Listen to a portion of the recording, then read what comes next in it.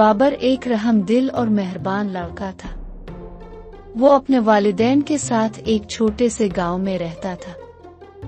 बाबर को जानवरों से बहुत मोहब्बत थी। जब भी वो गांव के बाहर जंगल की तरफ जाता, वो परिंदों को दाना डालता, गुलहरियों को देखकर मुस्कुराता और खरगोशों के साथ खेलता। एक दिन बाबर अपने दोस्तों के साथ जंगल की तरफ गया। सब बच्चे दरख्तों के नीचे बैठकर बातें करने लगे।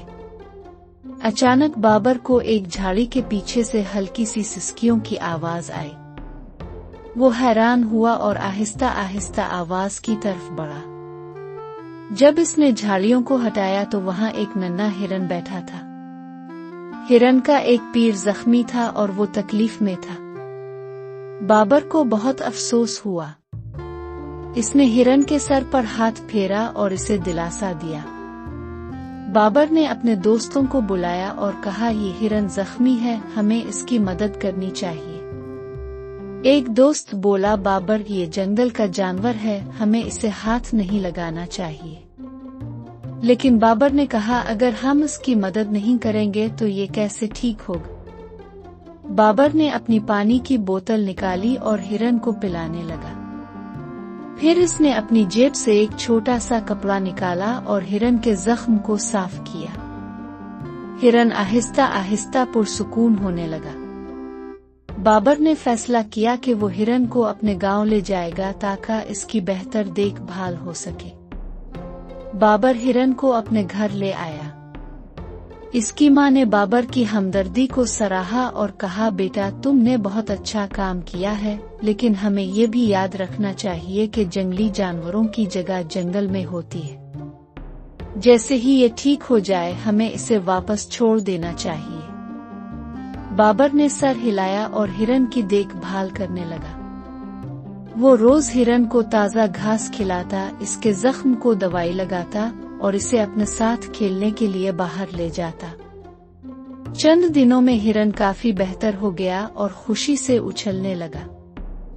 बाबर को महसूस हुआ कि हिरन अब वापस जंगल में जाने के लिए तैयार है। एक दिन बाबर ने हिरन को अपने साथ जंगल ले जाने का फैसला किया।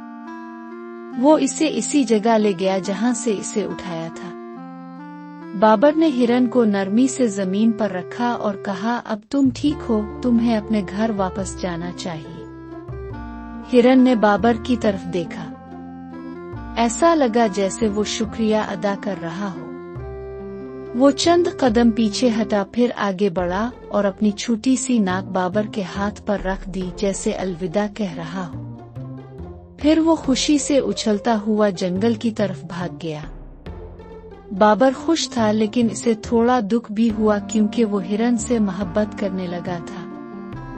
अचानक हिरन कुछ फासले पर रुका, मुड़ा और बाबर की तरफ देखा। इसकी आंखों में मोहब्बत और शुक्रिया के जज्बात थे। फिर वो झाड़ियों में गायब हो गया।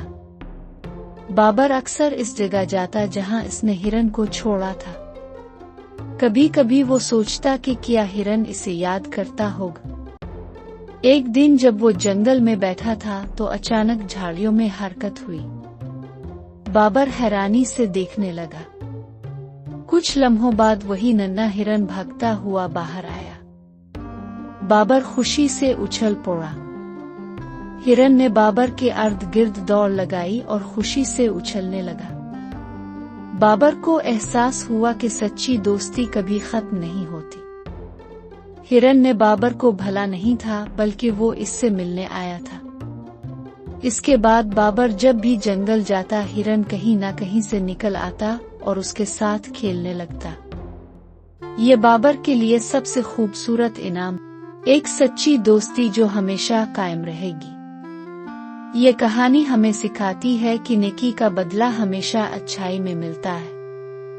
अगर हम किसी की मदद करेंगे तो वो हमें कभी नहीं भूलेगा।